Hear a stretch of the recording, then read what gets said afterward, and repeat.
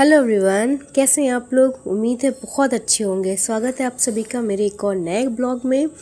तो फ्रेंड्स, यहाँ मॉर्निंग हो चुकी है और मैं भी आ गई हूँ।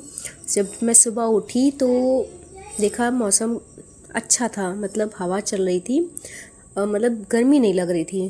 कहने का मतलब मौसम बहुत सुहाना था। तो मैं पहुँच गई थी किचन में बच्चों का टिफ़िन पैक तैयार करने के लिए। तो यहाँ मैंने बनाई थी आज आलू और लोबिया की सब्ज़ी और साथ ही टिफ़िन के लिए पराठे बना रही हूँ।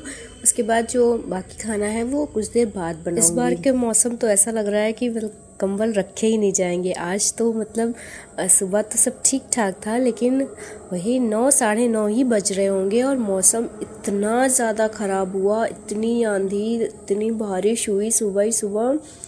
लग रहा था कि बिल्कुल जुलाई का महीना हो गया है। इतना मतलब अचानक से मौसम चेंज होना और फिर बारिश। मैं कह रही थी कि मतलब जितनों ने खाया कढ़ाई में खाना, उन्हीं की शादी में बरस रहा है पानी। और मेरे घर में बैक टू बैक दावत है, कल भी है, परसों भी है, आज भी थी, लेकिन आज कोई गया नहीं। लेकिन कल जो है वो बहुत ही खास में है, तो वहाँ जाएंगे, पापा भी जाएंगे, हस्बैंड भी जाएंगे। और उसके नेक्स्ट डे भी बहुत ही खास है मम्मी की साइड से, तो वहाँ तो मम्मी भी जाएंगी, पापा भी जाएंगे और हस्बैंड भी जाएंगे। तो मतलब शादियाँ इतने ज़ोर शोर से चल रही हैं और उसी के साथ बारिश भी चल रही है। तो सुबह मतलब सब काम समेट ही रहे थे कि मौसम ख़राब हो गया। फिर मैं पढ़ाई कर नहीं पाई। बाकी समेटने में फिर मतलब झाड़ू वाड़ू कर चुके थे, फिर से जब ख़राब हुआ मौसम तो फिर से सारे काम फैल गए, तो फिर से वही सब काम करने पड़े। तो सारे काम समेटने में तकरीबन 10 साढ़े 10 बज गया था। तब मैंने फिर काम शुरू मतलब अपनी पढ़ाई शुरू करी थी।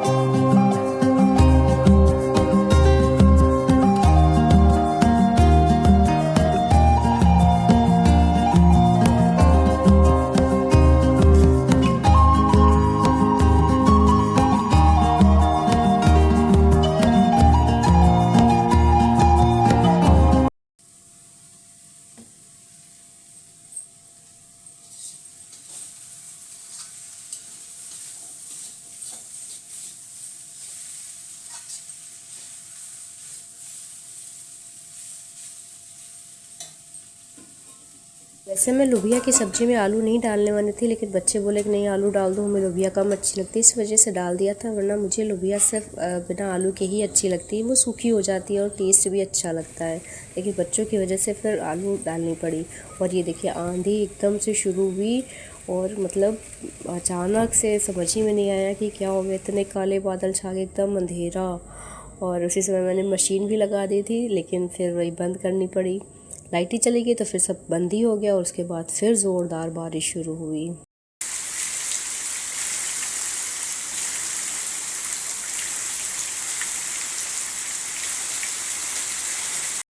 सो फ्रेंड्स, अब यहाँ बारिश बंद हो चुकी है और पूरा घर फिर से झाड़ू लगाया, फिर पूरा साफ़ किया, मशीन भी लगा दी थी, सारे कपड़े धुल दिए थे। मतलब मौसम तो खुल गया था, हल्की हल्की धूप भी निकली थी, लेकिन हवा तेज़ चल रही थी, तो कुछ कुछ ठंड का एहसास भी था।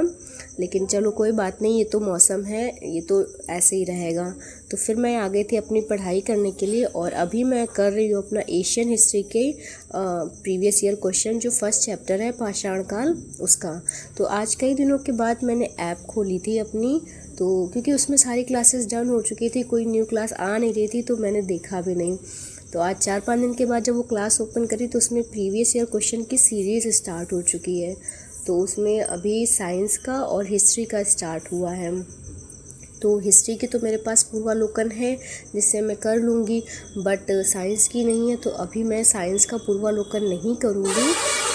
जब बुक आ जाएगी तभी करूँगी, क्योंकि फिर ऐसे समझ में नहीं आता है। अभी के लिए मैं इकोलॉजी कर लूँगी और जो है साइंस हिस्ट्री कर लूँगी। बट आज मैंने साइंस की क्लास देखी थी, ये मतलब देखने के लिए कि उसमें क्या है क्या नहीं, बट मुझे सच में कुछ समझ में नहीं आया था, इस वजह से मैंने उसको स्किप कर दिया था। आधी क्लास देखे थे, पूरी क्लास हमने देखी भी नहीं थी।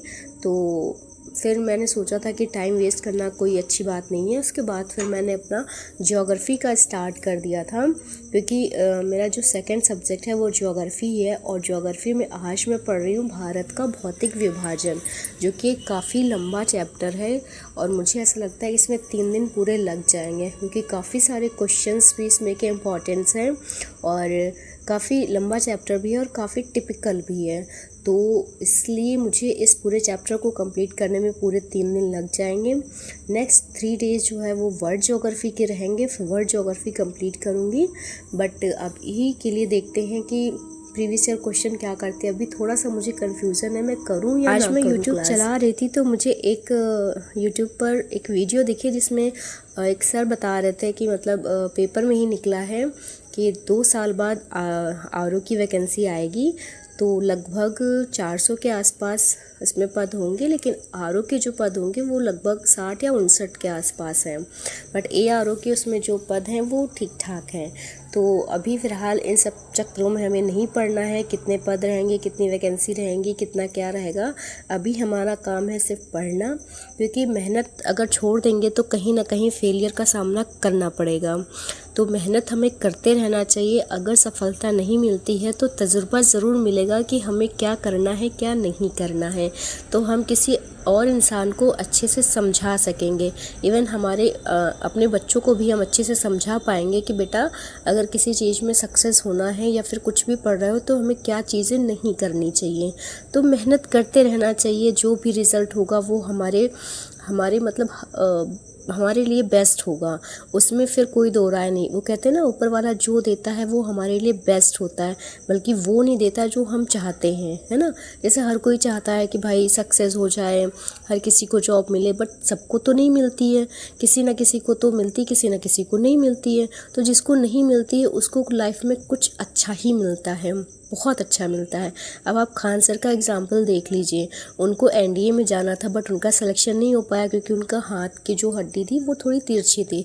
बट अगर वो एनडीए में सेलेक्ट हो जाते तो क्या हमें इतने बेहतरीन टीचर मिल पाते, हमारे समाज को इतना बेहतर इंसान मिल पाता? नहीं ना।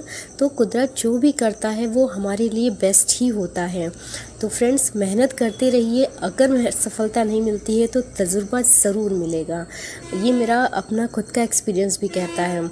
तो फ्रेंड्स, अभी शाम का समय हो रहा है और मैं यहाँ बना रही हूँ शाम का खाना। अभी के खाने बन रहा है भिंडी की सब्जी और रोटी। इसके साथ ही साथ कुछ और नहीं बनाने का मन था, क्योंकि भिंडी कई दिनों की रखी थी तो मैंने सोचा था वो ख़त्म हो जाए, और मम्मी पापा को भूख लगी थी तो उन लोगों का खाना मैं निकाल दूँगी, बाकी हम लोग कुछ देर बाद खाएँगे। तो और बिटिया को मैं बुला लेती हूँ किचन में कि भाई जब मैं खाना बना रही हूँ तो तुम आ जाओ और खाना वाना निकाल के सबको देते जाओ। इससे क्या होगा कि उसको भी कुछ समझ में आएगा, कुछ सीखेगी और मुझे भी थोड़ी बहुत हेल्प हो जाती है। तो फ्रेंड्स, कुछ इस तरीके से मैंने अपना आज का दिन बिताया और पढ़ाई भी करी, सारे काम भी हुए, बारिश भी देखी, सब कुछ देखा। तो कैसा लगा मेरा आज का ब्लॉग, प्लीज़ कमेंट करके ज़रूर बताइएगा। और मेरे चैनल पर अगर फर्स्ट टाइम विज़िट कर रहे हैं तो इसको सब्सक्राइब करके ज़रूर जाइएगा। आपसे हम्बल रिक्वेस्ट है, क्योंकि मुझे सच में आपके सपोर्ट की बहुत ज़रूरत है। तो फ्रेंड्स, मिलते हैं आपसे कल एक और नए खूबसूरत से वीडियो में। तब तक के लिए अपना और अपनी फैमिली सबका ख्याल रखिएगा। Bye bye, take care.